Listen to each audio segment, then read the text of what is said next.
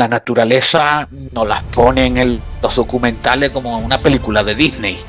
Pero yo creo que todo el objetivo de la naturaleza es aniquilar al hombre en cuanto sales de la puerta de tu casa. Hubo una época muy fría, a finales de los 60, principios de los 70, que los científicos advertían del enfriamiento global, el global cooling. De hecho, yo he publicado una columna en una revista, en la Gaveta Económica, donde hago prácticamente una traducción de una carta que la Sociedad Geológica Americana envía al presidente de los Estados Unidos, que era Nixon en ese momento, para que tomara medidas inmediatas y drásticas para prepararnos para el próximo la próxima glaciación que se venía. La visión predominante dentro de la academia y de los gobiernos occidentales es que el CO2 es el único culpable. Por tanto, han simplificado un problema tremendamente complejo en un solo factor, el dióxido de carbono, que intentan ridiculizar. Vamos a ver, yo soy catedrático, como habéis comentado, pero no dejan de presentarme como una especie de chiste, ¿no? de persona rara en todos los sitios. Me da igual. Yo creo que esto se está un poco desmoronando ya. Aparecen artículos en Science y en Nature donde ya hay gente crítica, ya no es uno con un papel de aluminio en la cabeza. Y yo, esto del calentamiento global, ahora lo voy a aprovechar para decirlo antes que se me olvide, esto pasará, algún día pasará. Porque todas las cosas pasan, esto también pasará.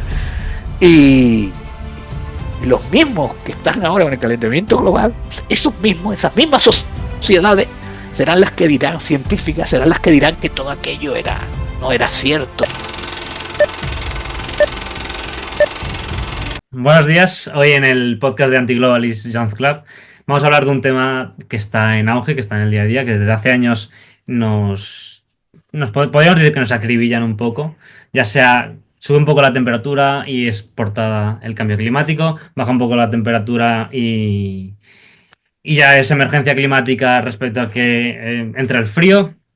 Pero bueno, hoy nos acompaña José Ramón, catedrático en ecología, para ayudarnos e iluminarnos un poco en este tema, sobre todo saber qué hay detrás del cambio climático y qué conexión puede ser con el globalismo. ¿Qué tal, José Ramón? ¿Qué tal estás? Pues muchas gracias por la invitación, compañeros. Aquí encantado de acompañarles un ratito y bueno, y de responder a sus preguntas y también comentarles que tampoco es que sea un experto en cambio climático, pero bueno, 30 años de seguimiento del tema te da cierta información. Además hay ya cosas que se han podido comprobar cuando yo empecé en todo esto y el seguimiento de este tema pues me ha hecho pues que se me llame mucho para este tipo de podcast, pero bueno, yo siempre lo digo, no es que yo sea un experto en cambio climático, la verdad que también me gustaría saber quién se presenta como experto en cambio climático, porque el cambio climático es posiblemente uno de los procesos naturales más Completo. multifactoriales que existen, ¿no? Es difícil ser un experto, pero bueno, lo que pueda resolver y es más, y lo que sea especulativo, informaré antes de que, bueno, podría ser especulación lo que les estoy contando. Estupendo, José Ramón. Pues venga, vamos de lleno ya con el tema. Y justo la pregunta va un poco relacionado con eso, ¿no? ¿Qué se entiende de manera sencilla por cambio climático, por tener clara la premisa de la que partimos? Sí, claro, hay que tener en cuenta que bueno, hay que diferenciar lo que es el tiempo del clima. Y el clima de la Tierra pues está afectado por, como he comentado anteriormente, por una serie de factores. Uno de ellos más importante es, bueno, nuestra situación dentro del sistema solar, los giros, los momentos del año, los momentos del siglo, en los periodos en los que te estés encontrando. Esto se ha seguido desde hace mucho tiempo y se verifica que, bueno, que ha habido cambios climáticos. Bueno, ahí entrarían lo que son las glaciaciones. Ahora estamos en un periodo interglaciar, posiblemente estemos en una de las épocas más cálidas de los últimos 30, 40 mil años, pero ha habido épocas mucho más cálidas, ¿no? Lo que es cenozoico, paleozoico, cretácico. Por ejemplo, en la época de los dinosaurios las temperaturas asumían que podían ser de 13, 14 grados más, el dióxido de carbono más de 2.500 partes por millón, que estamos ahora en unas 400. Entonces, son situaciones naturales que se dan, pero lo que sí es cierto es que el humano como tal se ha adaptado en los últimos, a suponer, en los últimos 30.000 años a un clima bastante estable. Entonces, este clima estable es el que nos ha hecho evolucionar a los humanos como especie y llegar a donde estamos. ¿Qué ocurre? Que variaciones de 1, 2, 3, 4 grados pues eran dramáticas hace 500, 600 años. Esto provocaba la extinción de civilizaciones. El humano está donde está por su desarrollo, adaptación y capaz de dominar un medio ambiente hostil que es lo que, claro, yo creo que hay que entender que la naturaleza nos las ponen en los documentales como una película de Disney. Pero yo creo que todo el objetivo de la naturaleza es aniquilar al hombre en cuanto sales de la puerta de tu casa.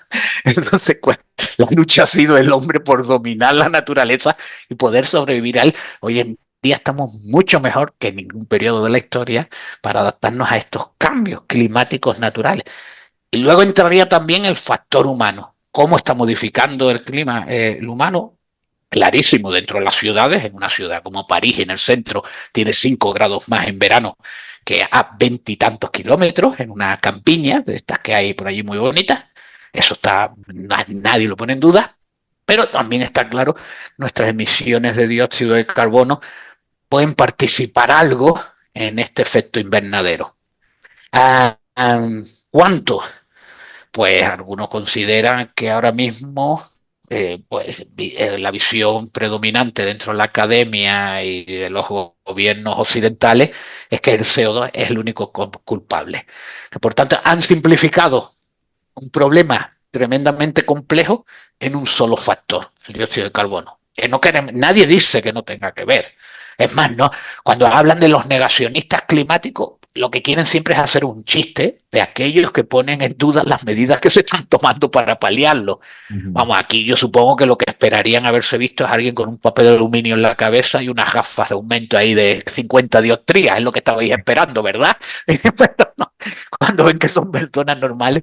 Y lo cierto es que lo que se ponen en duda son las medidas políticas, porque estamos viendo que estas medidas políticas tienen sentido desde el punto de vista de paliar el cambio climático o van más allá que el cambio climático. Y eso es lo que nos ha puesto mucho en duda. No sé si ha quedado claro en esta breve exposición, pero yo creo que es lo que se podría resumir bastante. O sea, que sí, que el clima cambia y que la mejor manera de protegernos de estos cambios climáticos es continuar con el desarrollo tecnológico que estamos, pues, afortunadamente consiguiendo día tras día. Esta es la, entonces hay dos visiones, la apocalíptica de encerrarnos en un gulag Hitler para que no aumente el clima, o la de seguir, creo, la que yo suelo decir, crecer. Además, yo no creo en que haya el crecimiento sostenible, es posiblemente uno de los mayores fraudes en los que se ha enfrentado la sociedad en los últimos 40 años desde que salió el informe Brundtland, creo que es del año 84, de un verde, lo presentó una señora Brundtland, la señora, la eurodiputada Brundtland lo presentó, que bueno, con los años han visto que venían juntados por Rusia por distintas vías. O sea, que aquí lo mejor siempre es seguir la ruta del dinero para entender muchas de las cosas. Yo no creo en el desarrollo sostenible, porque todo desarrollo es sostenible, porque si no fuera sostenible no sería desarrollo, sería el caos. Entonces, bueno, esta sería mi visión así en breve sobre Por todo esto. resumir un poco, digamos que la variable un poco en la que se centra es la temperatura, ¿no? Las variaciones de temperatura frente a otros ciclos. Sí, bueno, se toma siempre la temperatura como un indicador. Claro, ¿qué ha pasado? Que la temperatura últimamente no está respondiendo bien a los modelos. Eso si quieres luego hablamos también de los modelos, que es otro de los grandes, yo creo, cambios de paradigma para mal que se ha venido dando. Pero cuando no funciona la temperatura, han empezado ya a buscar pues un aumento de los fenómenos meteorológicos extremos, nivel del mar, y ya bueno, te puedes encontrar cosas tan ridículas, pues aumento de la homosexualidad, disminución de la heterosexualidad, trabajo o aumento de la prostitución como consecuencias del cambio climático en algunos trabajos muy ridículos que aparecen por ahí. Pero una de las característica, en esto se parece mucho a la política, ¿no? Si en política actual, ¿no? En España sacan el Francomodín, para explicar cualquier problema político se le echa la culpa a Franco. En el caso del medio natural está el clima comodín. Todo se puede explicar a través del clima.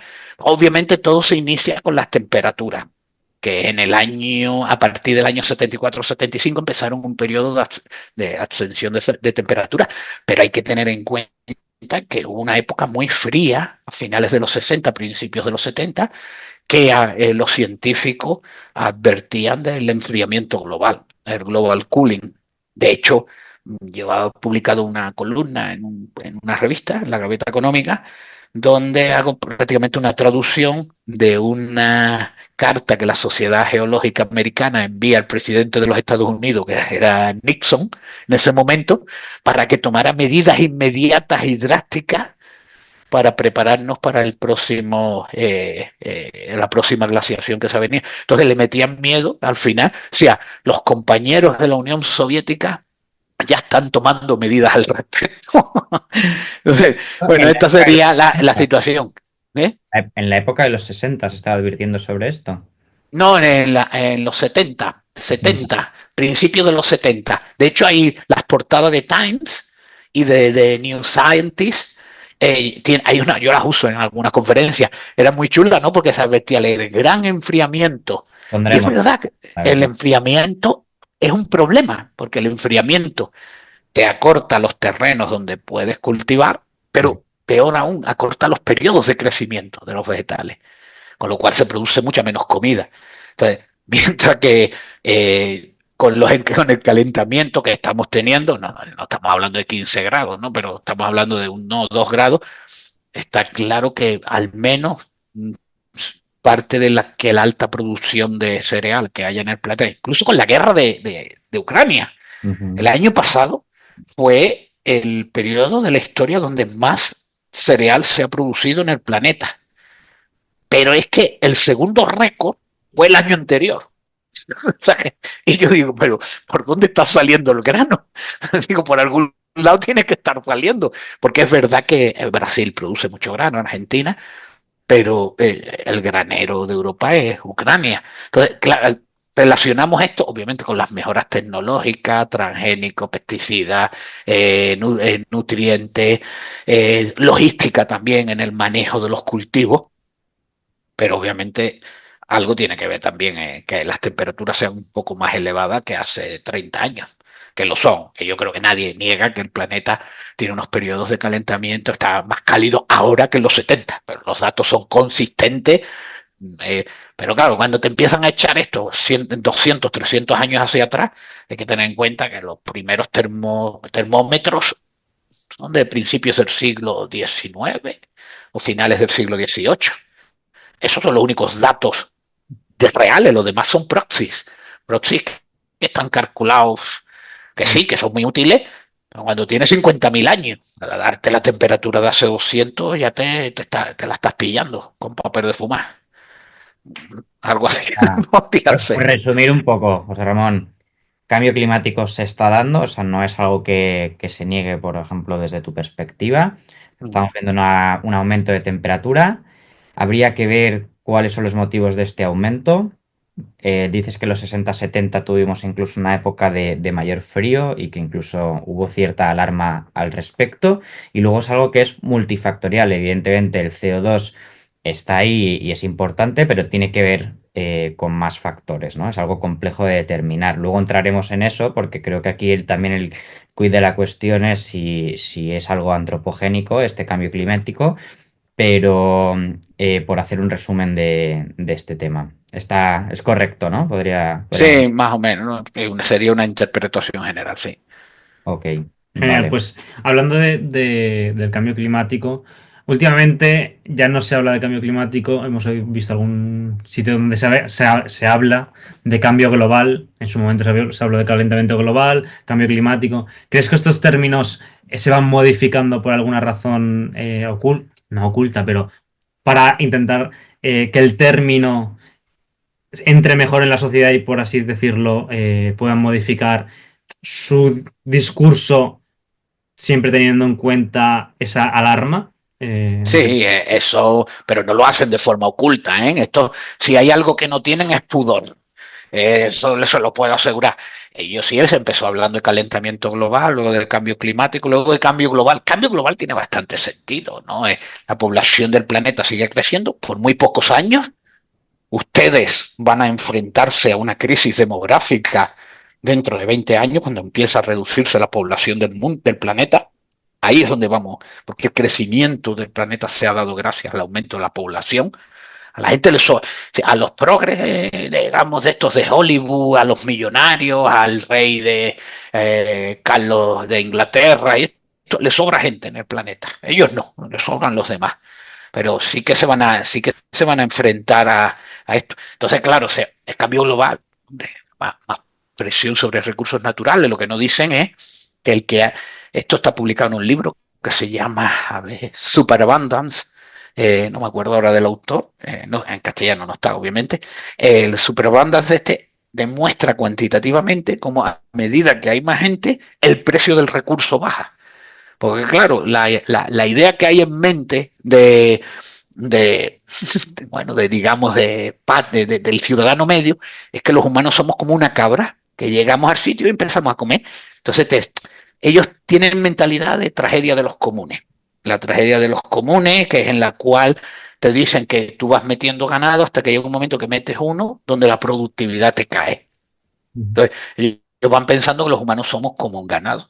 De hecho, se usan términos como capacidad de carga aplicado a los humanos, términos que vienen de la ganadería extensiva, porque piensan que somos ganado. Entonces, lejos de lo que pueda parecer, el aumento de la población favorece que haya más recursos. Entonces, bueno, la población va a estar creciendo, genera una presión sobre los recursos, y todo esto viene sobre lo que me habías preguntado, el cambio global. El cambio global, pues está claro que hay cierto cambio global. Lo que este cambio global hay que verlo también desde distintas perspectivas. Por ejemplo, podrían decir que la superficie forestal del planeta está aumentando, o por ejemplo, que me cojan cualquier indicador de calidad de vida del planeta que haya empeorado en los últimos 30 o 40 años. No hay ninguno. Ninguno.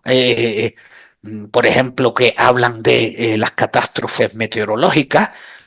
Catástrofes meteorológicas han bajado más de un 90, un 98% las víctimas que tenemos en la actualidad con las que se tenían hace 50 o 60 años.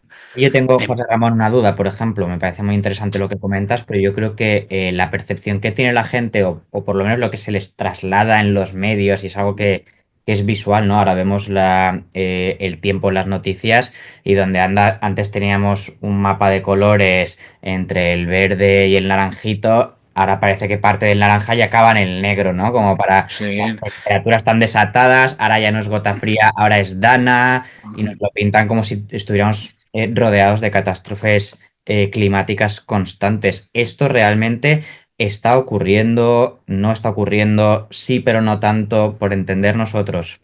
No, bueno, hay la percepción que se transmite a través de los medios de comunicación. Lo de los mapas es muy curioso, ¿no? Lo de los 40 grados en negro. Y digo yo, pues no sé qué color van a poner cuando estemos a 45, porque a 45 llegamos muy fácil.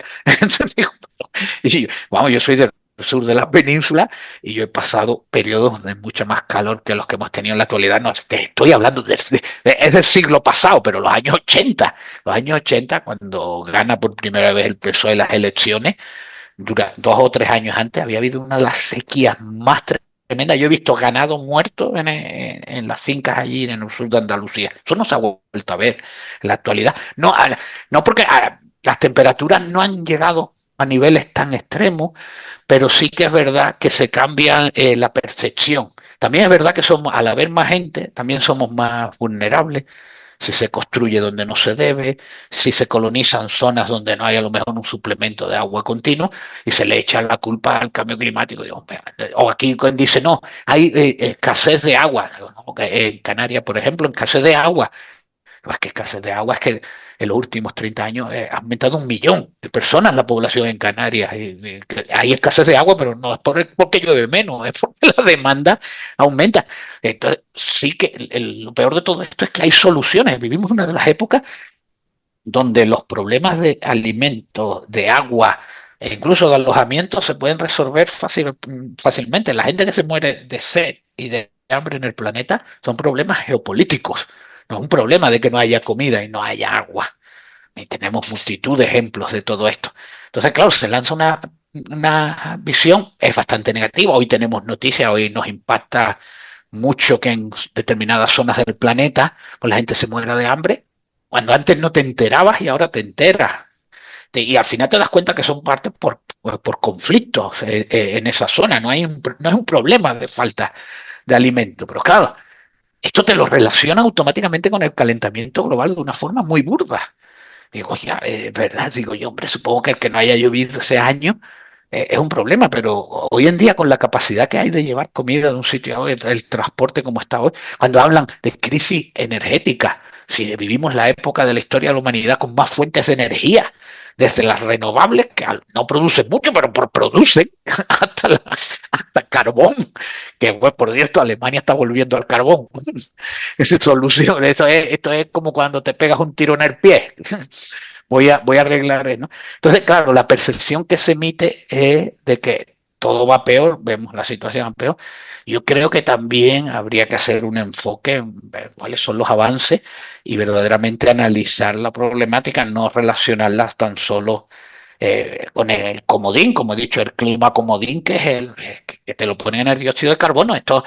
Hay unos investigadores de la Universidad de Tel Aviv y de Dinamarca trabajando conjuntamente que explican perfectamente los ciclos cálidos de la Tierra de los últimos 200 años, en lo que es el movimiento de la Tierra alrededor del Sol, porque pasa por una serie de nubes de polvo, y ese polvo es arrastrado por tormentas solares en determinados momentos. Cuando hay tormentas solares, arrastra ese polvo. ¿Y qué ocurre? Ese polvo deja de estar presente en la atmósfera y ese polvo es el que aglutina la humedad para la formación de las nubes. Entonces, como hay menos polvo, hay menos nubes. Como hay menos nubes, hay más calor. Esto se conocía ya desde el siglo XVII, XVIII, pero esto lo han demostrado cuantitativamente, ¿no? Y dicen, claro, quieren explicar todo con el CO2, pero es que hay una parte muy importante natural. Y ya en el siglo XVII había gente experta en estudiar las manchas solares, porque está relacionado con las tormentas solares, para relacionarlo con los periodos más cálidos o menos cálidos. ¿Qué ocurre en los periodos más cálidos? Más producción vegetal. Entonces hacían inversiones, se ponían a especular con el grano.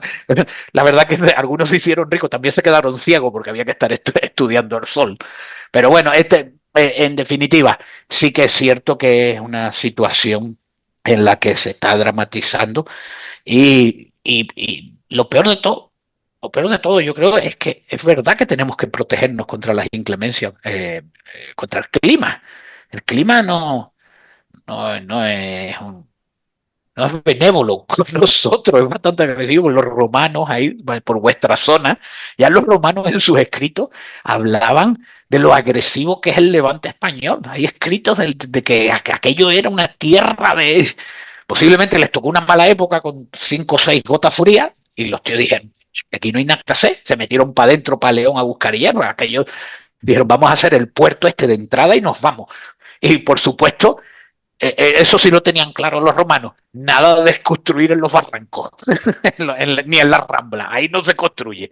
Entonces, a toda la historia de la humanidad ha sido protegernos contra esto, y no es malo protegerse. Hoy en día tenemos capacidad de protegernos y encima de conservar el medio ambiente. Pues yo soy un optimista patológico, pero creo que el medio ambiente está mucho mejor ahora que hace 100 años. Bueno, sobre todo de las ciudades. Siempre se pone el ejemplo de Londres en el siglo XIX, donde el smog, la niebla está producida por las fábricas, te pudrían los pulmones con solo respirar. La gente no salía de casa, pero es que en casa encima cocinaba con leña, con lo cual ahí se explica que la vida media fuese 30 años. No, porque esto sí que se ha investigado, ¿no? O sea, que una persona bien cuidada en la época de los griegos, como no me acuerdo ahora, lo tengo por ahí, el que escribió un memorándum sobre la vejez, Cicerón murió con cerca de 90 años, o sea que la capacidad de vivir muchos años la tenemos, no tenemos la calidad de vida, no teníamos la calidad de vida. y este desarrollo nos está dando calidad de vida. Y sin embargo, cuando estamos más cabreados, no lo entiendo, la verdad. No sé si esto respondió, me extendí mucho. Es Sí, que es fácil, es que es fácil, es que hay tantas conexiones de una cosa con otra, claro, claro. pero sí Ay, me que gusta, procuro sentar. me gusta el matiz, porque al final yo creo que también desde la perspectiva un poco de la gente que igual no está puesta en el tema, cuando oyen a alguien que habla, pues eso, sobre el cambio climático y que pueda sonar a negacionista, yo creo que incluso directamente se asume que desde esta perspectiva no hay una preocupación por el clima o cómo hacer las cosas bien y en el fondo sí la hay, Todo lo ¿no? Lo que pasa contrario, es que creo. lo que igual se critica pues es de hacer de ello pues una emergencia que no es tal, luego las medidas que hay alrededor que evidentemente nos afectan a todos, que podemos hablar luego de eso, pero yo creo que sí que la gente que estamos en esta postura no significa que nos dé igual qué pasa con el clima o cómo hacer bien las cosas, ¿no? ¿Estarás de acuerdo conmigo, José Sí, Ramón? no, de hecho es peor aún, porque te intentan ridiculizar. Vamos a ver, yo soy catedrático, como habéis comentado, pero no dejan de presentarme como una especie de chiste, ¿no? De persona rara en todos los sitios. Me da igual, ¿eh? Yo también me meto con todo el mundo. No voy a meterme con la gente y luego me voy a ¡ay, se han metido conmigo! No, mientras no me amenacen o cosas de yo no amenazo a nadie tampoco, ¿no? Pero sí es cierto que está en la situación, ¿no? De que da la sensación, yo trabajo en restauración ecológica y me gusta analizar la información y hago propuestas que claro, pueden tener sentido, otras no tienen sentido. Uno de los campos, por ejemplo, mío, es el fuego. Y yo siempre he considerado que el fuego es un elemento intrínseco de la dinámica del ecosistema. Bueno, he dicho, yo siempre he considerado, digo, no es que yo lo haya considerado, es que yo lo he estudiado. Y entonces he visto que esto ya se decía hace muchos años. Entonces, suena muy raro cuando lo cuentas por ahí, te tratan también como una especie de psicópata, pero es que me hubiera gustado ser el primero en decirlo, pero no, pero no he sido yo el que asume que el fuego es una cosa natural. Claro, el problema del fuego es que te puede quemar a la gente o puede quemar las infraestructuras. Pero una cosa es la vulnerabilidad de los humanos y otra cosa son los procesos naturales. Entonces, yo me esfuerzo en estudiar los procesos naturales con objeto de que, bueno, se actúe mejor en zonas que se puedan restaurar, saber, por ejemplo, que es un absurdo pensar que tú puedes tener unas masas de bosques tremendas y pensar que no va a venir fuego nunca. Es una locura. Es lo mismo que si hay una rambla o un barranco, sabes que por ahí corre el agua, si hay un bosque sabes que se va a quemar. Entonces yo intento explicar, digo, lo que hay que hacer con los bosques es que cuando empieza un incendio no es apagar los incendios, es gestionarlos, ¿no? Pues con el clima y los eventos climáticos extremos, coño, los estudiosos que hay, y a pesar de que se hayan metido mucho con la Agencia Estatal de Meteorología, que hay que tener en cuenta que se llama estatal y no nacional, por algo será, lo de agencia estatal, pero se meten mucho con ella. Pero la verdad que es un centro de investigación posiblemente de los más potentes de Europa, con más recursos y más medios, normal, porque es que es una cosa seria el clima. Y cuando pasó lo de la Dana ahí, que decían, se habían equivocado, digo, no, es que no se han equivocado, es que ellos dijeron que iba a llover mucho, que iba a caer mucha agua, lo suficiente como para que se hubieran tomado medidas. Entonces, llovió mucho más en algunas gotas frías anteriores, ¿no? Que se han dado en Valencia, en los 80, o incluso alguna del 50, la de típica, ¿no? La del Turia. Los datos están ahí, llovió mucho más, pero claro, no había tanta vulnerabilidad, no había tanta gente. Hubo suerte también que no corrió por donde debía correr, o había una presa que aguantó lo suficiente para. Todos son circunstancias distintas, pero lo cierto es que las predicciones estaban y son muy buenas. Simplemente yo creo que es de los centros investigadores más potentes, nacionales seguro, y a nivel de Europa también. Entonces, ¿qué pasa? Que se mezcla la política ahí con todo y al final ya no sabes si qué es verdad, qué no es. También es verdad que tiene un gerente puesto políticamente, no una agencia nacional al servicio del país, sino una agencia estatal al servicio del gobierno. Es como el CIS, ¿no? Como las encuestas del CIS, ¿no? De Tesano. ¿Quién cree ya las encuestas del CIS? ¿Por qué? Pues el Centro de Investigaciones Sociológicas es un centro estatal ¿no? Y yo creo que habría que despolitizar lo máximo posible, pero claro, al final los directores de estos centros no son más que echaderos, ¿no? De cuando un político pierde su puesto allí, lo ponen aquí, lo mueven para acá, lo mueven para allá. Lo que no quiere decir que funcionen mal, ¿eh? Yo, desde luego, como he dicho antes, son centros tremendamente potentes en investigación y las predicciones son muy buenas. Claro, el problema es que nos han convencido políticamente que se puede predecir el clima dentro de 100 años, entonces nosotros decimos, hostia, pues si en 100 años ya sabes cuál va a ser, como que no sabes lo que va a caer mañana. Ese es el problema, que nos han hecho creer cosas que no son ciertas, que predecir el clima dentro de 100 años, nadie predice el clima dentro de 100 años. Las predicciones las hacen los adivinos, los que te leen las rayas de la mano, que te dan romero por la calle y te lo dicen, toma que te leo las rayas, esos hacen predicciones.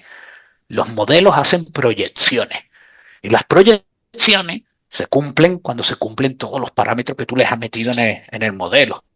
¿Cómo vas a meter todos esos efectos multifactoriales? Aparte, que incluso imaginemos que tenemos la capacidad de meter todos los factores dentro del modelo que afectan al clima. Dentro de 15 años, esos han cambiado. Esos parámetros han cambiado. ¿Quiere decir que no es útil? No, es tremendamente útil para estudiar la evolución del clima, para hacer estudios científicos, pero no pueden seguir engañando a la gente diciéndole dentro de esto van a ser 2 grados, dentro de esto van a ser... No se pueden decir esas cosas. Además, porque nunca se ha dicho. Y luego otra cosa que ha cambiado totalmente en la ciencia del clima es lo que comenté, no sé si lo comenté, un cambio de paradigma, es convencernos de que las correlaciones son causación, de que el hecho de que la temperatura aumente y el dióxido de carbono también, pues implica que el CO2 y la temperatura, pues hay una causa directa.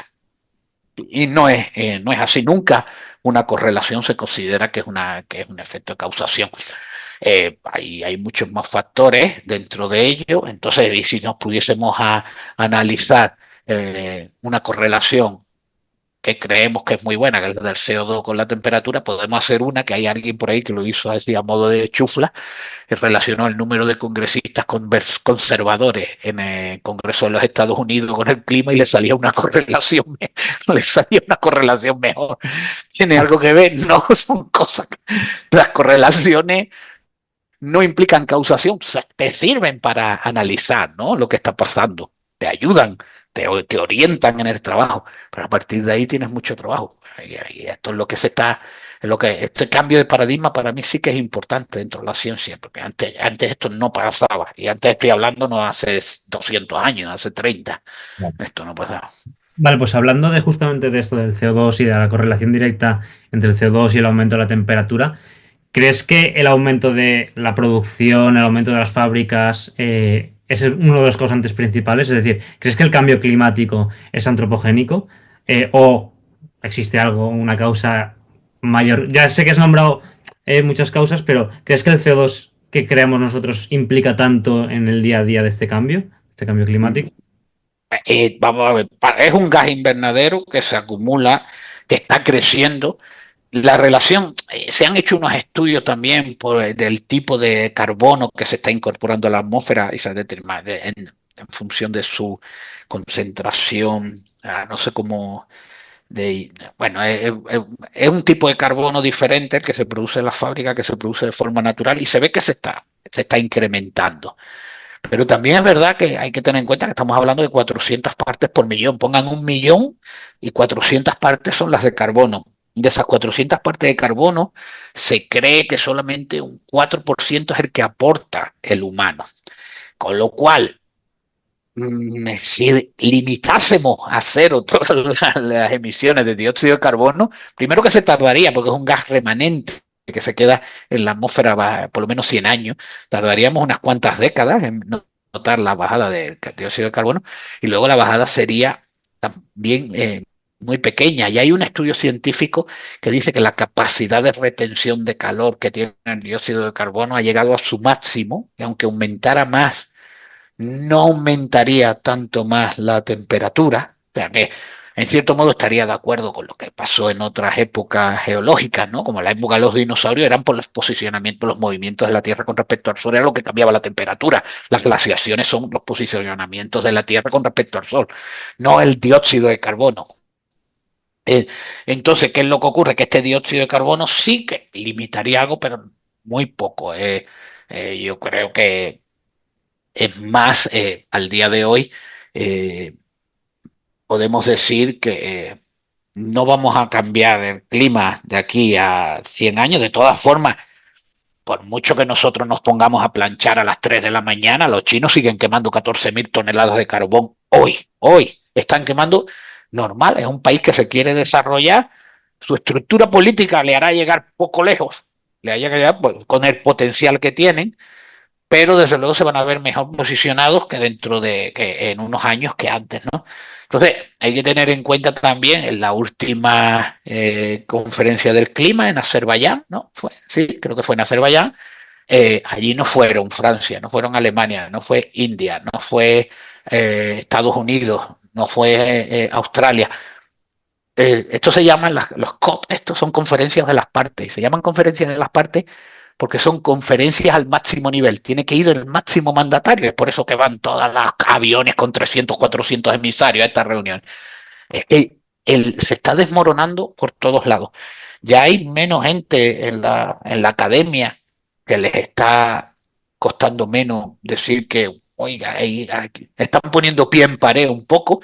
No es que estén diciendo, oye, yo creo que nadie dice que no hay calentamiento global, nadie dice eso, sino que se están poniendo también las medidas, están ya comentando cosas de que, bueno, a lo mejor hay que reflexionar sobre lo que se está haciendo, poner trillones, o no sé, o billones de dólares, no sé si trillones, que a veces lo confundo el inglés con el español, que los cambia.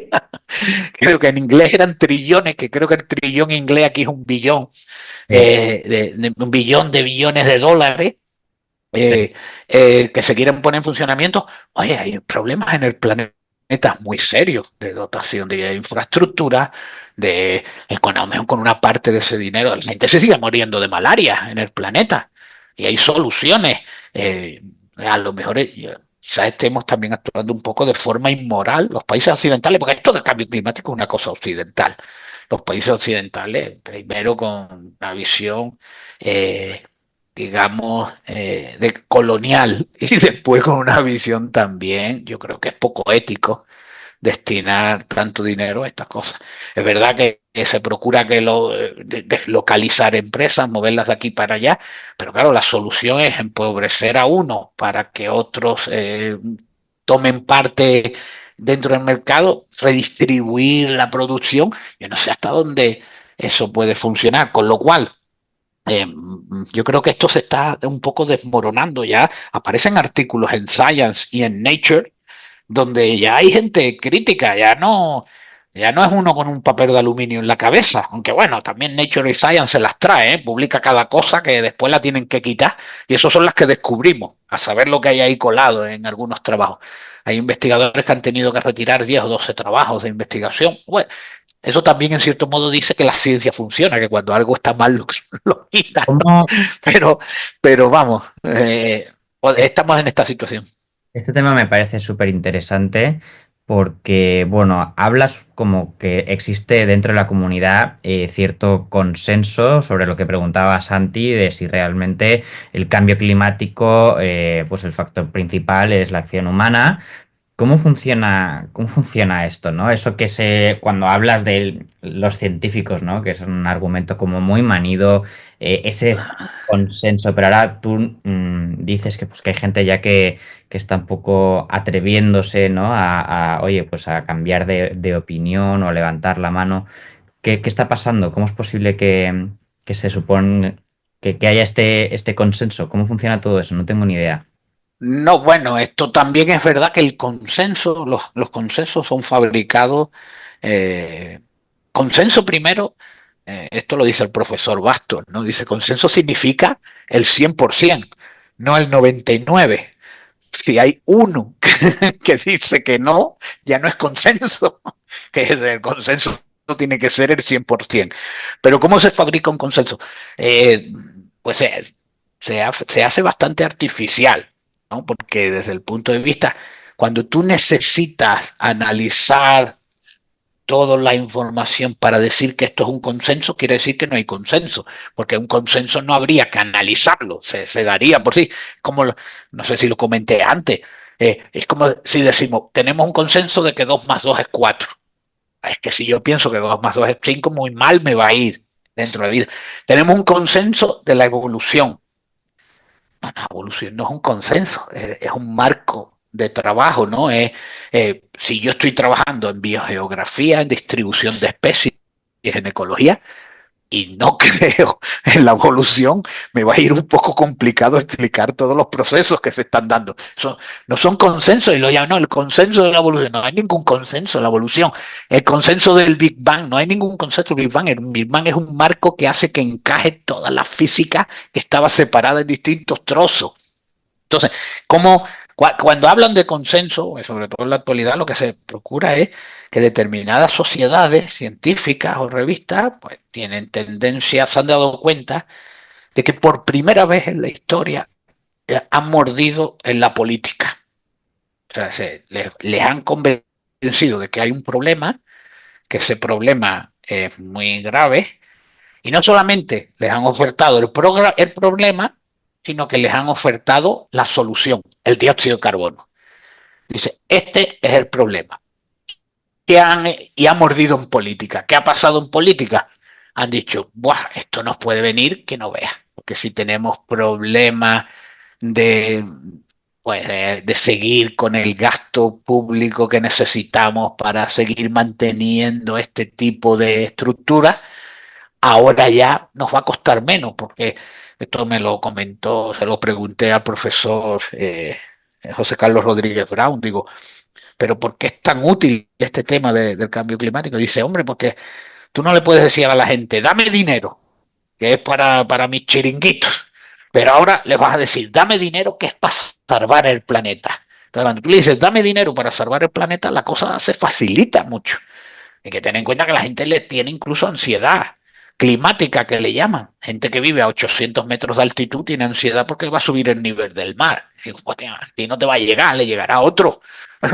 Pues con esa circunstancia hace de que hay que convertir esto en un consenso, porque claro, los políticos dirán, bueno, tenemos aquí una gente que dice una cosa y otros que dicen otra. Y ellos te dicen, no, no, no, no. Toda la comunidad científica, excepto 4 locos, son los que están de acuerdo con esto. Entonces el gobierno dice, pues miel sobre hojuelas. Entonces empiezo a hacer programas de estos de ingeniería social, voy a modificar.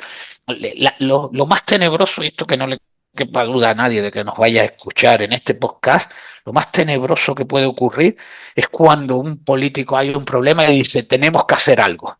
Cuando los políticos dicen tenemos que hacer algo, échense a temblar.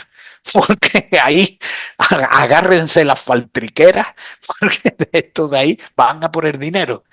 Y entonces han dicho, bueno, pues ahora vamos a tirar las centrales nucleares, que tremendamente eficientes. Además, vemos que hay decisiones contradictorias, pero da lo mismo, porque no hay coste reputacional. No hay, dice, bueno, estoy en contra de las emisiones de CO2, pero quito las centrales nucleares porque ha habido un tsunami en Japón. No, pero ahí en España no va a entrar un tsunami hasta Badajoz, ni va a entrar un tsunami allí en las que tenéis ustedes por ahí. Digo, podrían pasar, pero además son centrales que son modernas, son viejas de origen, pero en modernización son totalmente actuales.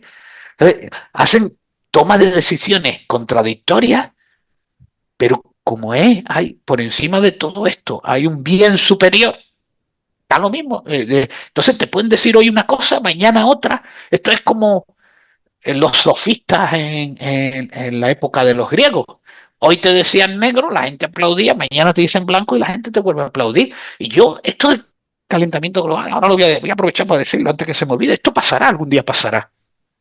Porque todas las cosas pasan, esto también pasará.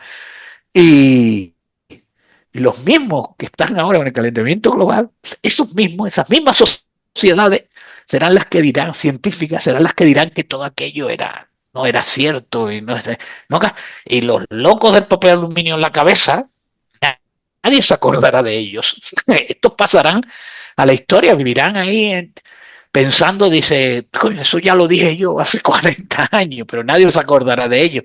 Entonces, esta es por lo que creo que ha cuajado también el tema y la necesidad de decir que es un consenso. Entonces, bueno, en los israelitas sale en la película en Guerra Mundial Z, tienen una tradición que le llaman, no sé si la conocen, la del 10.º hombre.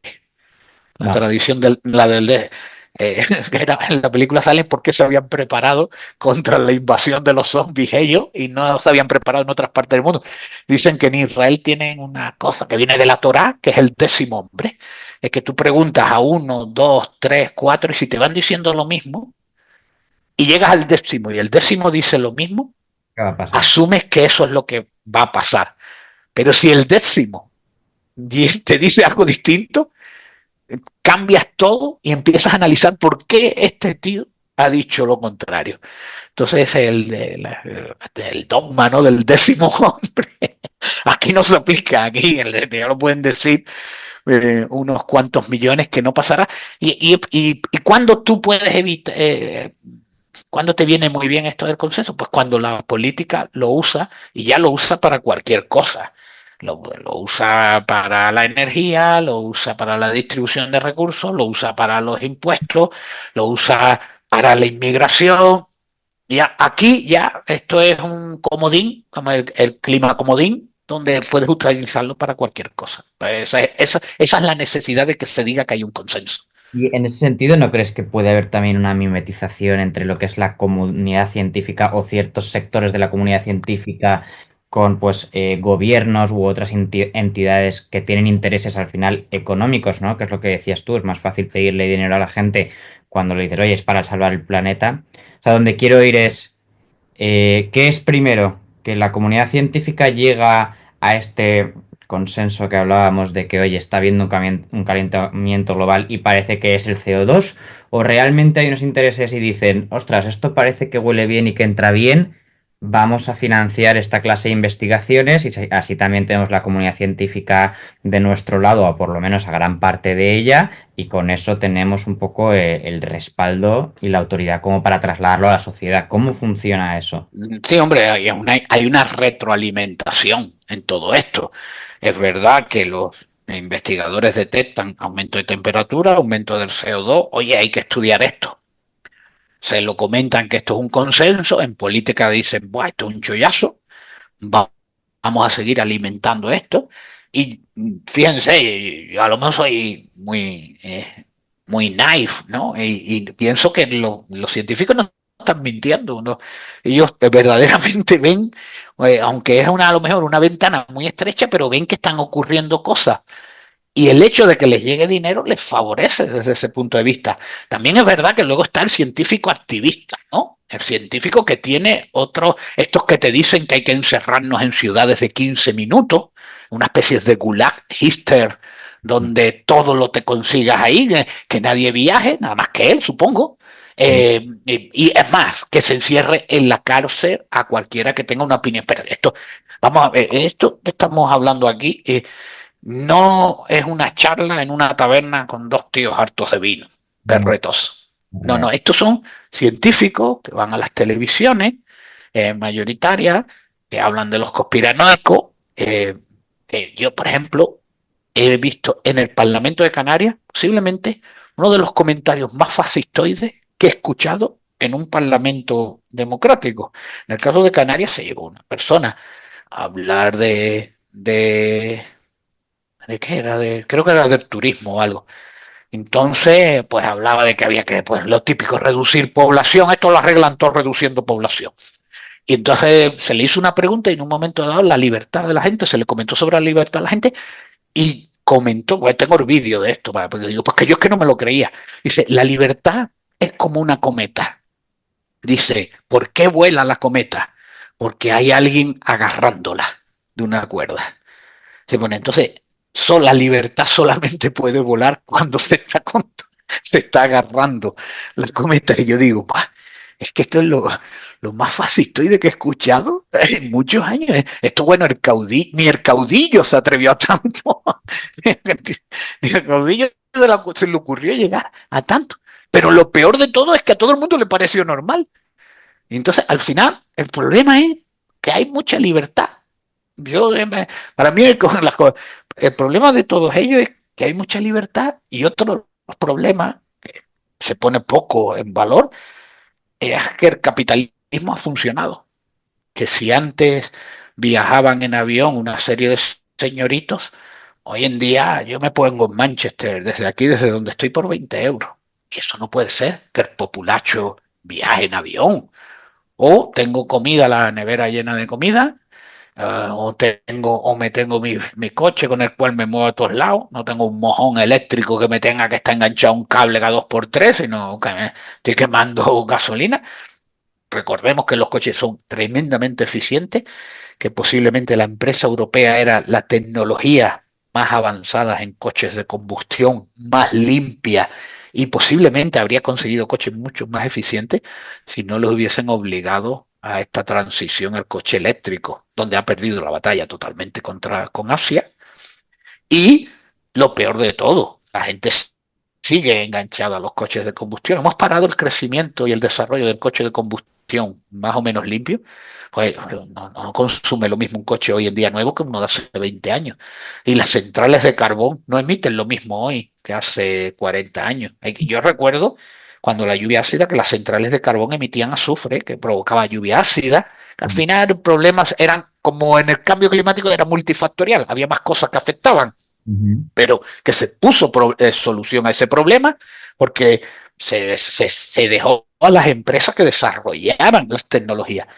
Claro que al día de hoy una empresa que quiera desarrollar una tecnología con el uso de combustibles fósiles más eficientes no puede porque no hay posibilidades para ello. Ahora está cambiando la cosa, pues Estados Unidos ahora ya está tomando un camino, Canadá le quedan 2 telediarios, posiblemente al más nefasto presidente que ha tenido Canadá en su historia, supongo.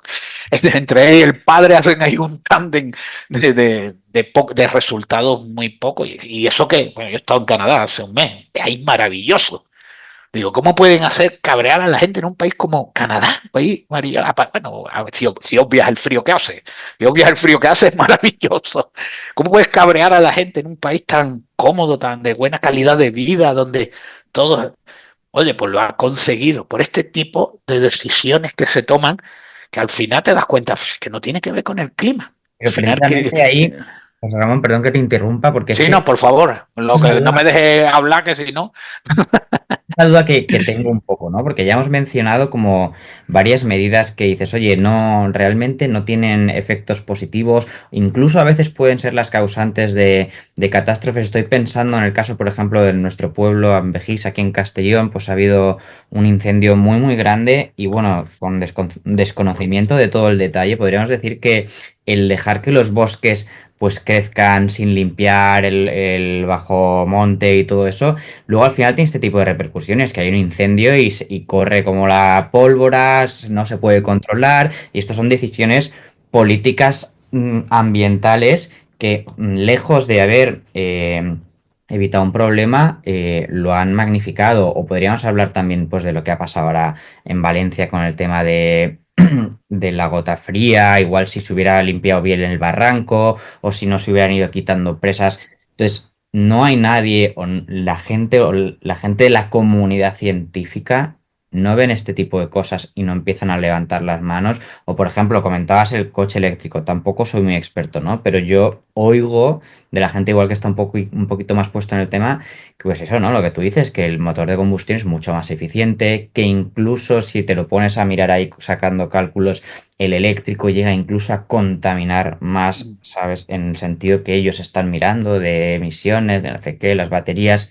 No hay nadie que diga, oye, paremos un poco, vamos a replantear todo esto. Por eso me sorprende ese supuesto consenso que sigue habiendo, que bueno, que ahora comentas que parece que está cambiando un poco, pero siendo todas esas medidas, lo que comentabas también de Alemania, que Alemania está reculando ahora con el tema del carbón, el tema de las centrales nucleares que se quitan cuando dices, es que no tiene ningún sentido, porque ¿cómo es posible que se dé todo esto?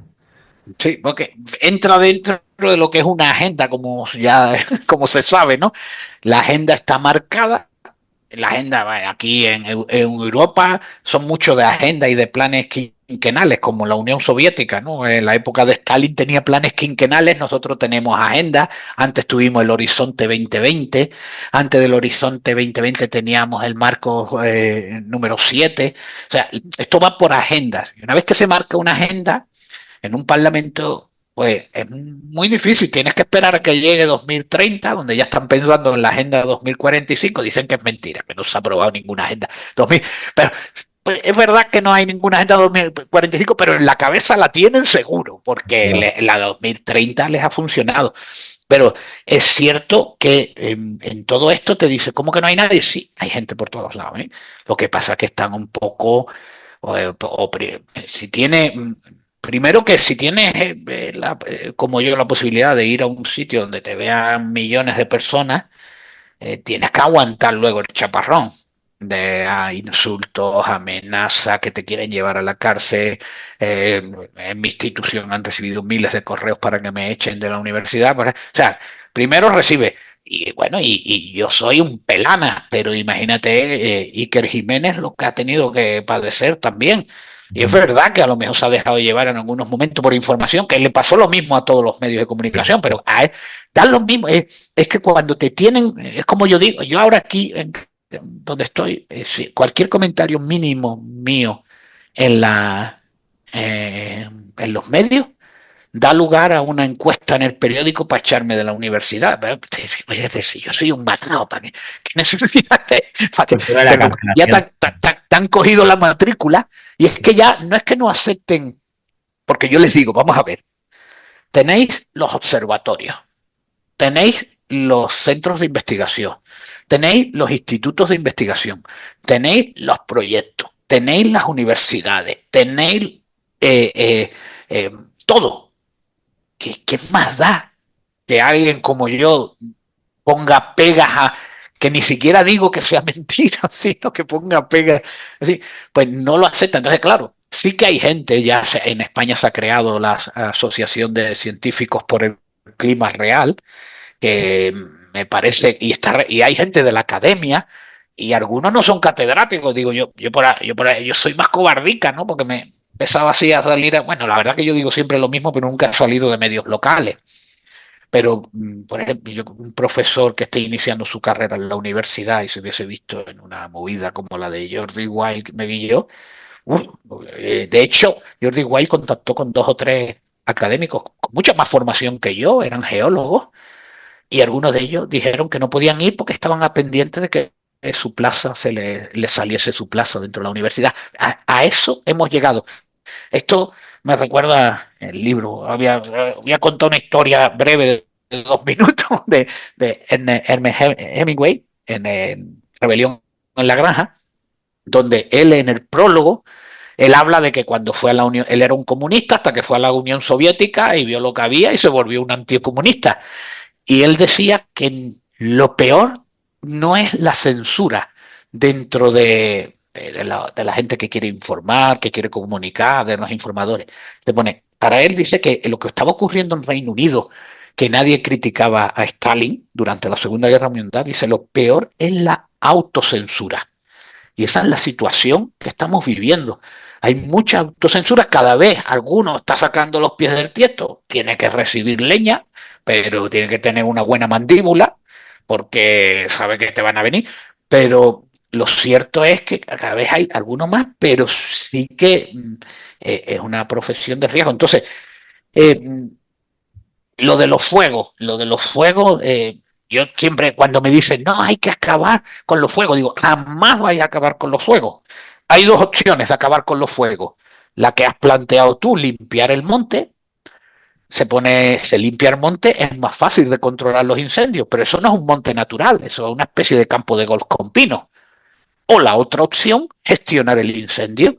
Tú tienes una masa forestal que sabe que en un momento dado va a arder y encima, pues entonces la dejas quemar y hay determinadas zonas donde hay propiedades o donde haya riesgo para la población, donde tú te enfocas en la extinción. El resto que se queme lo que se tenga que quemar.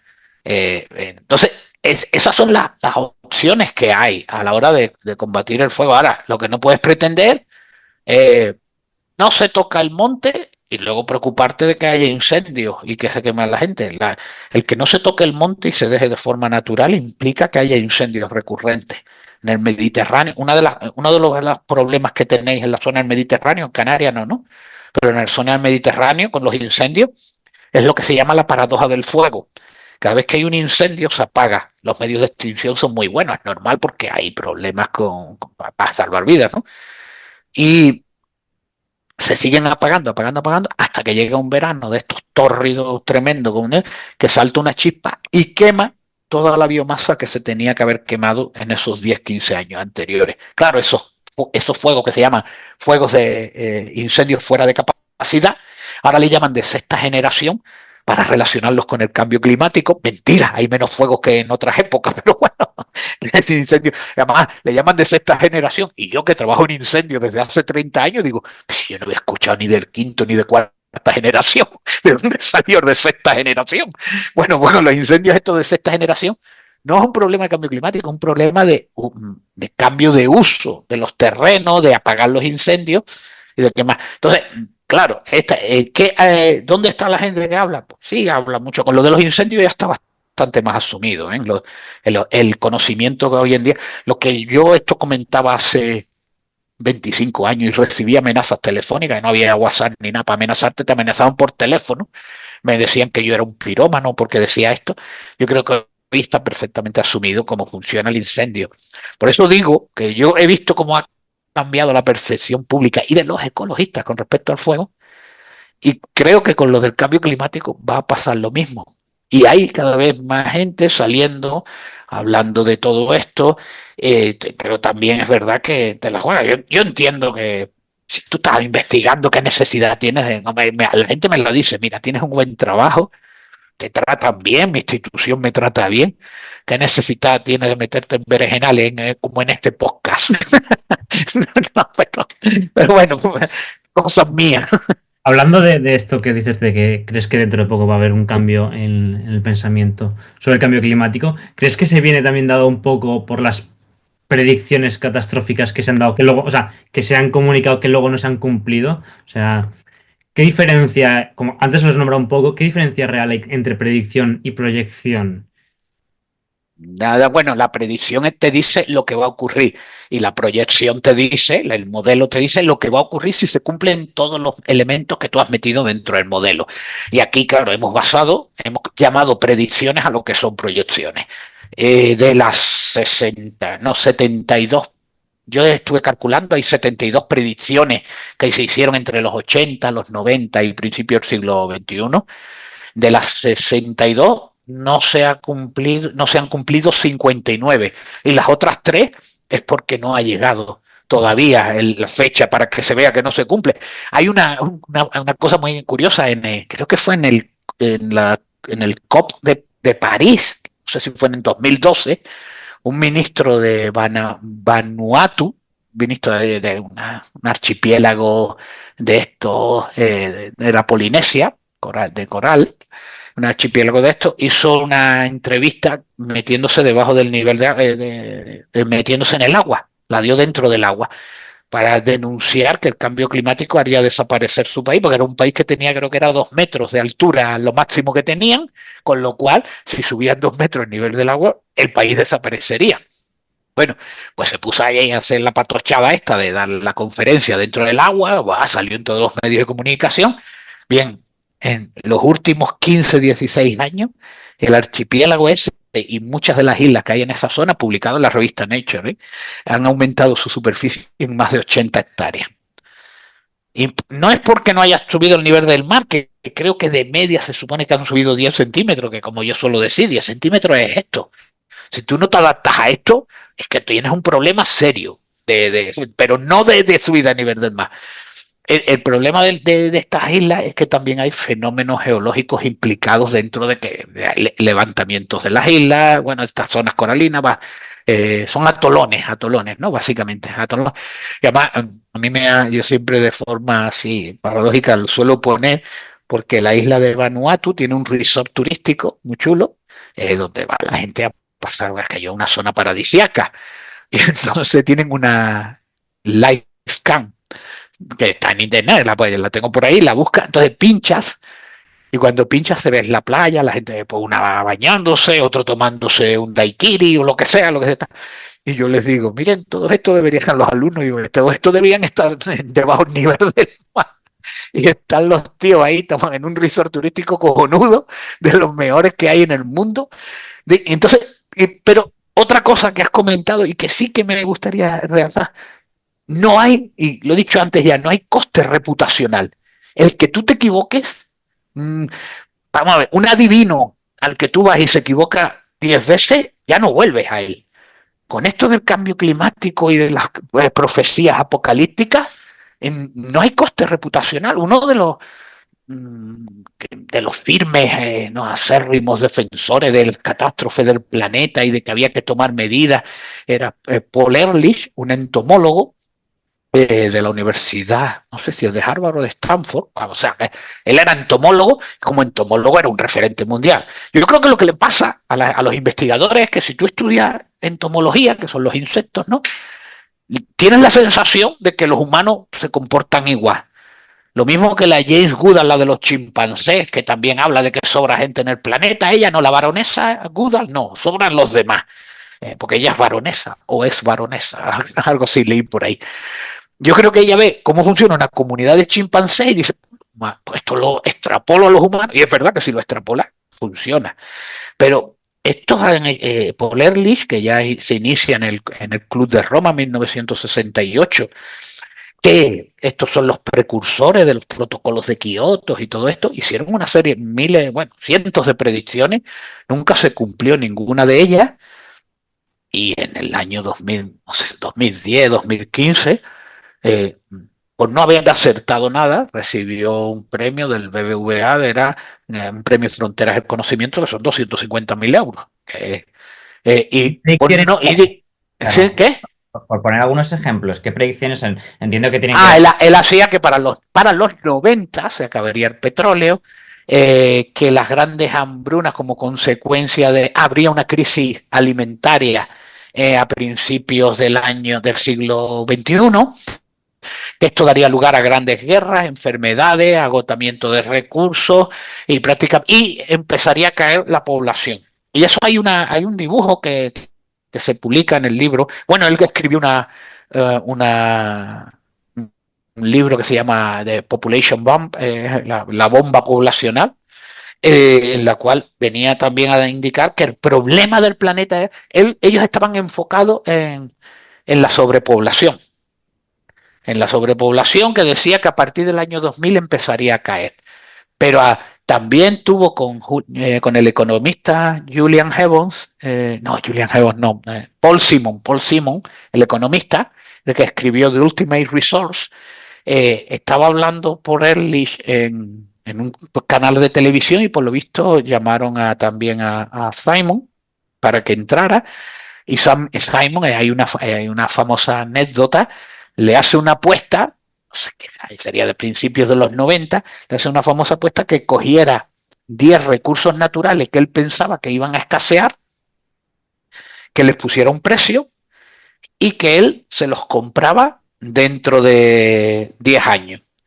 Si los recursos van a menos, obviamente los precios de oferta-demanda, los precios subirían. Entonces, el negociete era cojonudo. Paul Ehrlich dice, me forro, porque además Julian Simon le dice, y elige los que tú quieras. Creo que cogió zinc, no cobre, no sé qué. 10 años después, Paul Ehrlich le tiene que pagar 700 y pico dólares a Simon. Y de hecho Simon cogió el cheque, que venía más firmado por Ehrlich y la mujer, cogió el cheque y lo tenía enmarcado en su despacho. Bueno, hay una imagen por ahí por internet, se pueden buscar las imágenes del cheque con el... Entonces, Paul Ehrlich se pegó toda la vida haciendo predicciones apocalípticas. Yo no sé si está vivo, el hombre debe ser mayor, es un prestigioso investigador, colocado top mundial en los estudios de entomología, pero desde luego como adivino le fue bastante mal. Y entonces todo esto venía de que se siguen equivocando por ejemplo, que el Ártico se va a quedar sin nieve. ¿Cuántas veces lo hemos escuchado? Iba a preguntar El por último que lo dijo fue un investigador español, también de esto de la banda de los apocalípticos, que él dijo que el Ártico se quedaría sin nieve en 2020 y lo dijo en 2012. Lo último que sé de él es que se ha ido a trabajar a una universidad de una teocracia islámica de estas, de Arabia Saudita o de Dubái, que los contratan por ahí por unas millonadas tremendas, porque además era un investigador top mundial en oceanografía. Pero o sea, lo del Ártico no le salió bien, pero la jugada de irse, y esto lo están haciendo muchos investigadores españoles yéndose a esta universidad. A mí no me lo han ofertado, ¿eh? Si no, si no me lo pensaría, ¿eh? Pero sí, cómo está. bueno, lo del coste reputacional era lo que les quería remarcar con estas historias que les he contado. Por acabar ya con este tema, ¿cómo es el tema del Ártico, del deshielo? Porque además yo me viene mucho a la cabeza la imagen que circula muchas veces en este tema del oso prácticamente en huesos hambriento, porque claro, ya se está destruyendo la fauna por el deshielo y tal. Pero ¿cuál es la realidad de esto? No sé si tú... La realidad del oso polar, primero que es un bicho muy atravesado, porque yo creo que ustedes tienen una visión bucólico alternativa y pastoril del oso polar, y es un bicho malo que se come las crías de los que ve por ahí y muy territorial, que son animales que necesitan muchas extensiones de kilómetros, donde si entra una hembra con crías se las va a comer. Eso es una forma de mantener el territorio. ¿Qué es lo que ha ocurrido? Se supone que los estudios indican que la población de osos polares ha pasado de, creo que entre 4.000 y 5.000 parejas, están ahora como en 40.000 parejas. Por lo cual, los osos han tenido que ir aumentando su zona de uso, porque claro, o te comen o te vas. Y la cuestión es que ya están usando zonas muy cercanas a los humanos, ¿no? Se ven osos incluso en algunas zonas del Ártico donde hay cubos de basura, o sea que esto ya están tirando muy al súper porque están aumentando las poblaciones, que la población se redujo principalmente por la caza. La caza se prohibió en un momento dado y esto ha hecho que esto. Luego está la ridiculez del oso asustado encima de un témpano de nieve. Se creen que estos osos pueden nadar más de 10, 15 kilómetros. O sea, que saben nadar. No está asustado en el témpano de nieve. Estará haciendo otra cosa, pero asustado no. Claro, es normal ver este tipo de imágenes. Y lo de comerse es una forma de... Esto lo usan los chimpancés, hacen lo mismo. Se comen las crías unas de otras. O sea que son, es que claro, te pones a ver eh, dibujitos animados en la tele de la naturaleza, los documentales, y nunca te enseñan la parte de cómo funciona la naturaleza, lo mala que es. Yo no tengo ninguna visión bucólica de esta como la gente. Yo creo que la gente que piensa que la naturaleza es una cosa bondadosa y que te va a cuidar son los que viven en una ciudad. Basta pasarte, irte de caminata 2 días por ahí, por ustedes, por donde os vais, que os caiga lluvia, calor 45 grados. Dices tú, ¿qué hago aquí? Yo he estado perdido en el desierto de Tamaulipas, en México, no perdido, sino que se nos rompió una rueda del coche y la red de repuesto, pues bueno, solución mexicana también estaba pinchada. Entonces tuvimos que ir cambiando la rueda como 47 grados, 48 grados. Y yo les decía, digo, yo creo que tenemos media hora de vida aquí. O salir, digo, en media hora vamos a morir. Y dice, no, ponemos, dice, la que está medio pinchada, con esa llegamos a algún poblado, a una vulca, como le llaman allí. Y, y tú dices, qué agresivo. Y hay gente viviendo. Hemos sido los humanos capaces de colonizar zonas tremendamente agresivas como les digo, cuando salimos a la naturaleza, el objetivo de la naturaleza es aniquilarnos, es acabar con nosotros. No nos van a salvar. Otra cosa es que sea bonita y que haya que conservarlas, que yo soy el primero que lo dice y cuanto más se conserve, y de ahí viene mi libro del que no hemos hablado, estoy ya como umbral. Mi libro del que no hemos hablado va por ahí. Pero bueno, es esto lo que tendría yo en mente sobre esa visión. Muy bien. Ya por ir acabando, José Ramón, Ay, sí queríamos comentar el tema del libro lo teníamos ahí anotado para el final. No, no, lo he dicho de broma, ¿eh? Lo he dicho de Ah, pero broma. bueno, sí, Siempre sí, viene sí, bien. lo hacemos siempre, ¿eh? Eso es verdad, porque al final nos gusta la parte de la promoción, evidentemente, pero también, pues, oye, pues poder ahondar mucho más en los temas que el autor pues traslada al oyente. Lo dejaremos en el enlace cuando se suba al podcast. Quería comentar, ya como para cerrar, ya sabes que nosotros somos una marca que busca un poco concienciar sobre los problemas del globalismo, la Agenda 2030 que vamos a hablar un poco. ¿Qué relación ves tú en toda esta emergencia climática? ¿O cuál es tu perspectiva, tu opinión al respecto? ¿Son intereses económicos, de control social?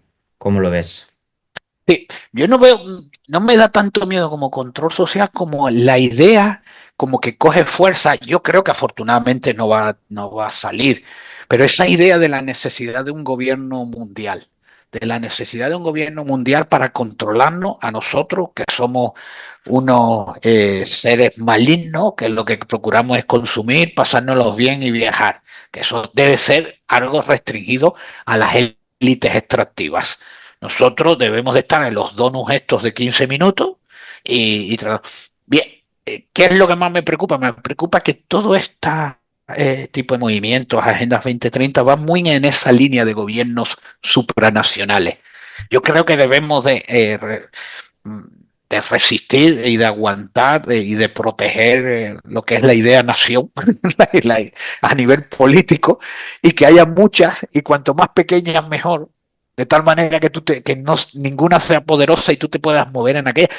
Por lo mismo hay algún sitio donde a la gente le gusta estar bajo control, le gustan ser veganos, yo lo defiendo al máximo, pero a mí me gustaría que hubiese una diversidad y claro, todo esto de lo que me gusta de la diversidad de opciones, de políticas, de tendencia, de hábitos, a cada uno que le guste algo y que se mueva a aquellas zonas donde mejor está, pues claro, entra en contradicción con esta idea de gobierno planetario que tanto les gusta.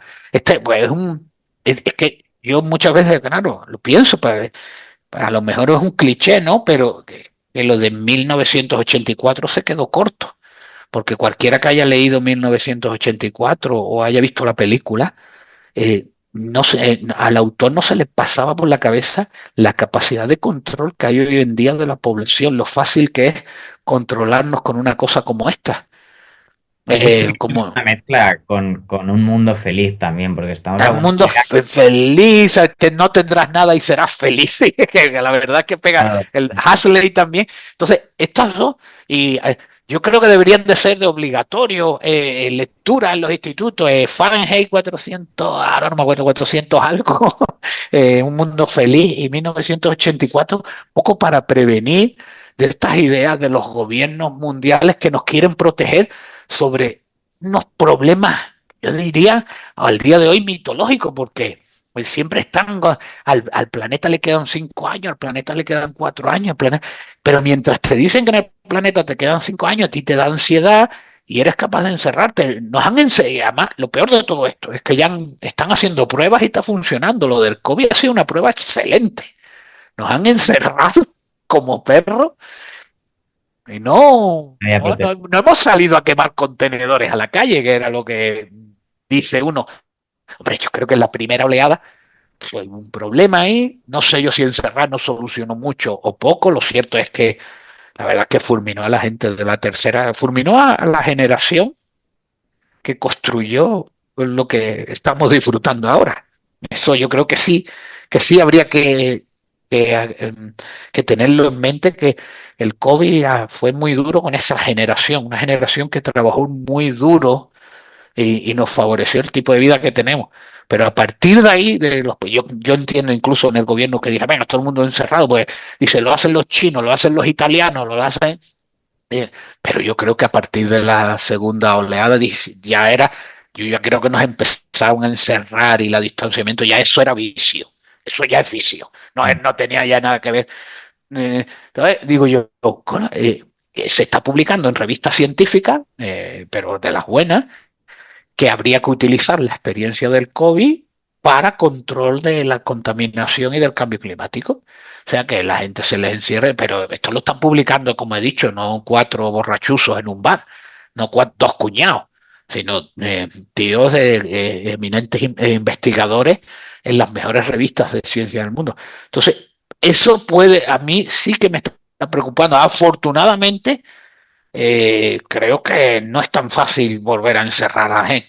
Quiero pensar, estoy siendo un poco optimista a lo mejor en todo esto, pero quiero pensar que está habiendo un cambio de paradigma a nivel mundial con lo que está ocurriendo en Estados Unidos, lo que está ocurriendo en Argentina, lo que está ocurriendo además, cada uno con sus propias peculiaridades, ¿no? Porque nada tiene que ver Milei con Trump, con Bukele, con el que vaya a entrar en Canadá, que será un socialdemócrata, con los austriacos estos que dicen que son de ultraderecha. Me hace gracia dónde lo he estado viendo. Eran unas encuestas que veía, pues no sé si era de Austria, donde había izquierda, centroizquierda, centroderecha y extrema derecha.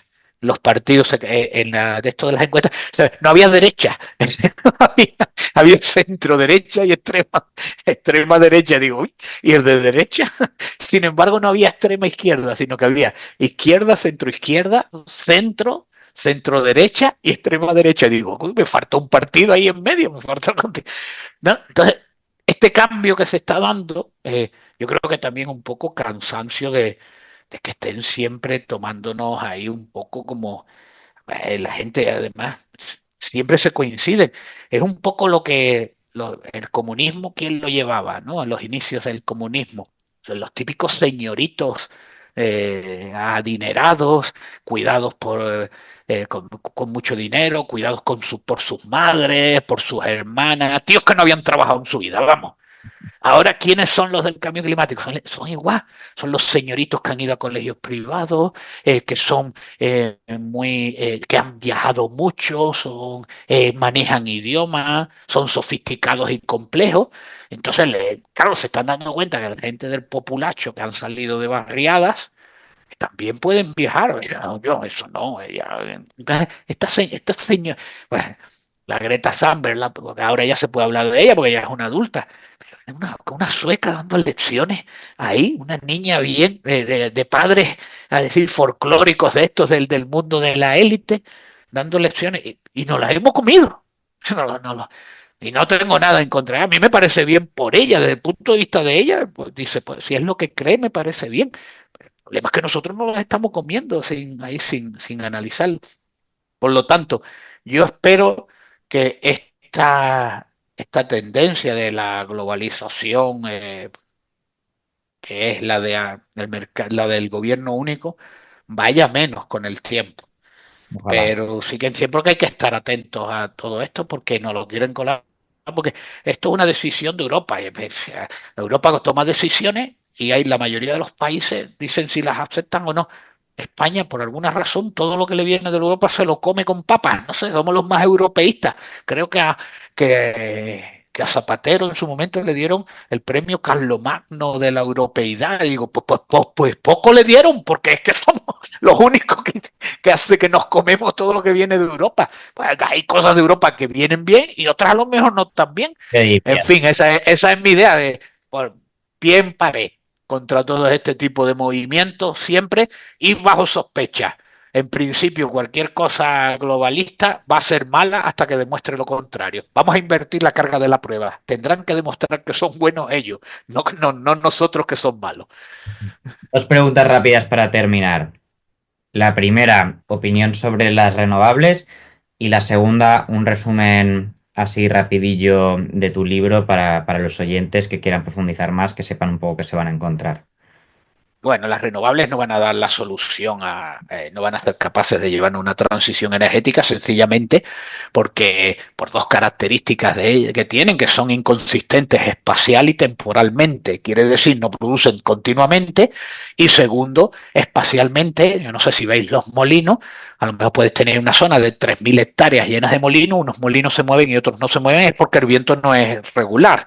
Entonces, cada vez que hay un molino parado, recuerden, el cabezal está metido en una manteca de grasa que hay que estar calentándola, porque como se enfríe, el molino ya no arranca más atrás. Luego, esta idea de que son energías limpias, hay que tener en cuenta también la cantidad de tierras raras que llevan acompañadas, luego en fin, la eficiencia y los rendimientos. Por ejemplo, Canarias es una de las zonas donde más rendimientos tienen y pueden tener, si anualmente llegan al 30%, que es bastante, es una barbaridad.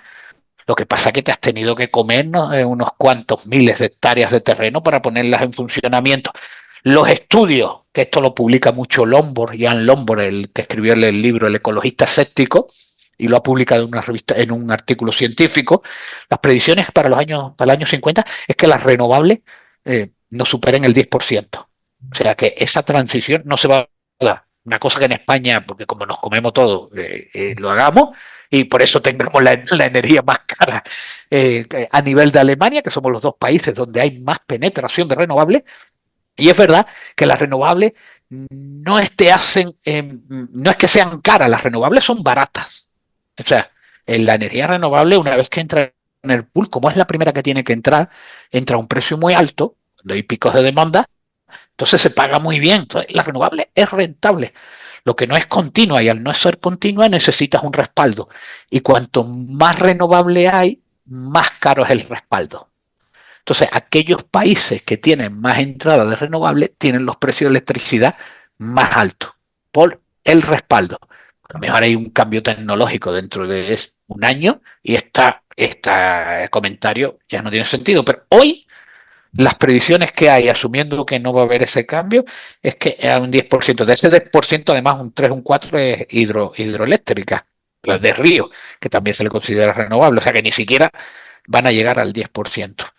Y esto es lo que se puede decir que hay una correlación muy buena. California, por ejemplo, un ejemplo donde la energía es tremendamente cara con respecto a lo mejor Texas, y es que donde hay más penetración de renovables, la energía es más cara. No es, y recordad que no es porque la energía sea cara, la energía no es cara, es barata.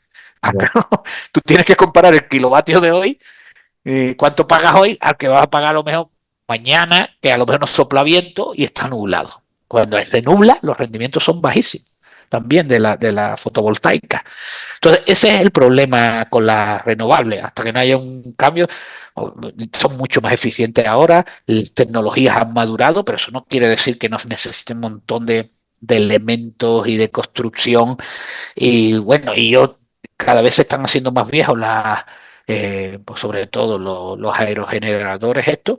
Yo creo que aquel que tenga intenciones de montar un negocio, yo creo que un negocio que va a ser muy bueno en los próximos años va a ser el reciclaje de todos estos molinetes, porque estos tienen la vida que tienen y ya hay que ir renovándole. La renovación es cara, lo que es el reciclaje de estas aspas tremendas. La verdad que tecnológicamente impresionan. No sé si habéis estado debajo de un molino de esto. Se mueve el suelo cuando hace y el ruido de aquí tenemos de 2 gigavatios que te pones debajo y cuando hace así, cuando gira, el suelo se mueve. Y digo yo, ya, es la verdad que es cojonudo. Y uy, el ruido es impresionante. O sea, eso sí, no puedes vivir al lado. Pero a mí los avances tecnológicos me impresionan. Lamentablemente la solución no va a ir por ahí. Y yo siempre pienso que va a haber un cambio, una transición energética. Las transiciones energéticas nunca son forzadas por los gobiernos. Las transiciones energéticas se dan cuando ya entra una energía que es más eficiente que la anterior. Pues el carbón mejoró a la leña, el carbón mineral mejoró al carbón vegetal, el petróleo mejoró al carbón y la nuclear mejoró al petróleo. O sea, nadie puso subvenciones, sino que fueron dándose por sí solas.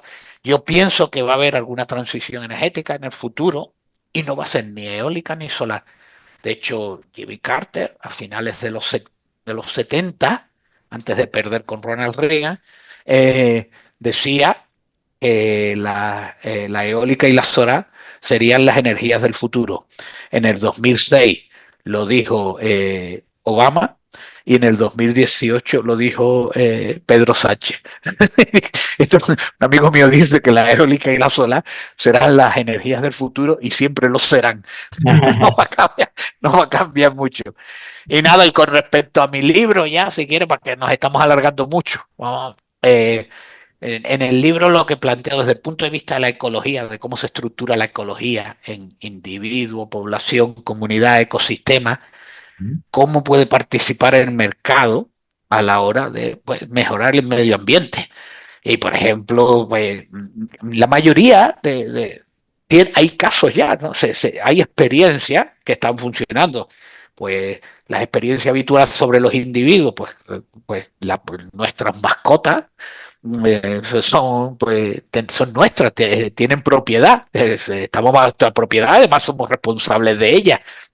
El ganado, ¿no? En el caso pues si tú tienes ganado en Estados Unidos, pues tendrías ahí una propiedad total sobre esto. Luego las poblaciones de aves o de poblaciones de animales que se pueden llegar a se pueden comprar por parte de instituciones para protegerlas. Ahí está la Audubon Society en Estados Unidos o el Nature Conservancy que compran poblaciones de animales para protegerlos. O sea que hay una iniciativa privada detrás de todo esto. Luego incluso comunidades comprar a lo mejor un rancho para proteger bisontes. Yo trabajé en Oklahoma varios años y trabajaba en un rancho de la Nature Conservancy y allí había bisontes y pegábamos fuego continuamente para mantener los procesos ecológicos. Una solución privada. Luego a nivel ya más amplio, a nivel de ecosistema, en Chile, por ejemplo, hay un caso de un parque nacional de gestión privada, que lo llevan grupos ambientalistas, era de un grupo de inversión americano que lo compró para extracción de madera, no le convenía, que yo era muy bonito, no sé qué, y no sabía cómo quitárselo de encima y se los regaló a un grupo ambientalista que lo gestiona, en cierto modo, de forma privada. Cuando lo escribí el libro, ese caso existía, ¿no? Entonces, lo que quiero es, a través de todos los niveles de estructuración de la ecología, ver qué respuesta desde el punto de vista privado se da para mejorar la conservación. No con la idea de que, bueno, que toda la conservación pública sea mala, pero sí como hacerla complementaria. Las reservas privadas en Europa, yo no sé si existen más allá de un coto de caza, pero en Estados Unidos y en África y en Sudamérica hay mucha intervención privada para proteger zonas. Entonces, creo que es una opción que hay que valorar. Lo único que pongo de manifiesto es que quizás lo que más lleve en Europa a tener un poco de miedo sobre esto es la falta de seguridad jurídica. Porque como sabemos, como no hay propiedad, la propiedad es algo que está en aras del interés común. Tu propiedad es tuya siempre que no interfiera con el bien común. Entonces imagínense que yo cojo una zona, la restauro, la pongo bonita, la empiezo a ver y viene el gobierno y me dice, no, pues esto va a ser parque natural, ¡pum! Y ya no lo has hecho, ya no es tuyo. Claro. Porque la estructura que tenemos pública de espacios protegidos, ya lo digo en un minuto, deviene de la época del Tercer Reich en alemán, que ellos eran muy de proteger la naturaleza, muy nativistas, y es una idea cojonuda. Dice, yo hago un sistema de protección de espacios donde no compro nada, sino que hago así, digo, esta parte, esto, y dices tú, no, pero ese es mi rancho, dice, sí, pero esto ya es espacio protegido, y ya podrás hacer en tu rancho lo que diga el plan de uso y gestión de ese terreno. Ese modelo del Tercer Reich alemán, la mayoría de las cosas las quitaron, y con son, ¿no? Porque eran barbaridades, pero eso no lo quitaron, eso sí que lo copiaron todos los países europeos. Que ese prácticamente es que como tengas mala suerte y tu terreno sea muy bonito, corres riesgo de perder la capacidad de uso y gestión del mismo. Ve un poco ahí esa historia, se la cuenta el libro ahí. Yo creo que el libro es divertido, se lee. No es un libro, no es como yo que sé, no es científico, ¿no? No es Rothbard, ni von Mises, ¿no? Ni von Mises ahí que tienes que dar para atrás y para adelante para entender, ni Isaías Berlín, ¿no? Que te lo lees y no has entendido nada, ¿no? El mío se lee bastante bien, vamos, lo puedes leer en el baño mientras estás allí, te lo lees en un momento. Así que nada. Pues genial, pues dejaremos el enlace de compra en la descripción del podcast para que la gente lo pueda comprar. Y con esto terminamos el podcast. Te damos muchísimas gracias por tu tiempo. Muy interesante, José Ramón. Muy interesante todo lo que comentas. La verdad Bueno, que pues ha abierto mucho la mente en muchos temas. O sea, que digo, no somos expertos y esto ayuda. Entonces, muchas gracias por tu tiempo. Y si quieres contar alguna cosa más, un detallito rápido para la gente que nos vaya. no, bueno, yo creo que hemos tocado los temas más o menos que habíamos acordado tocar. Espero, nada, agradecerles a ustedes. Les deseo mucha suerte en el podcast. Me parece genial que haya este tipo de iniciativas porque rompen con el monopolio de los medios de comunicación. Por eso están súper cabreados con ustedes. Así que procuren cabrearlo lo más posible, por favor. Por favor, porque todo lo que sea romper los monopolios, esto a ustedes. Pues, ojalá salgamos en algún programa de estos de conspiranoicos. Ojalá, ojalá. Pues eso, José Ramón, muchísimas gracias por todo. Y nada, pues repetiremos encantados cuando tú quieras para ampliar temas que hayan quedado pendientes, ¿te parece? Venga, seguramente algunas cosas habrá más que hablar. Alguna cosa que se dé, estamos en contacto. Muy Venga, bien. chicos, Hasta saludos. hasta luego. Pues muy bien, ¿no? Corta ya. Listo. La grabamos.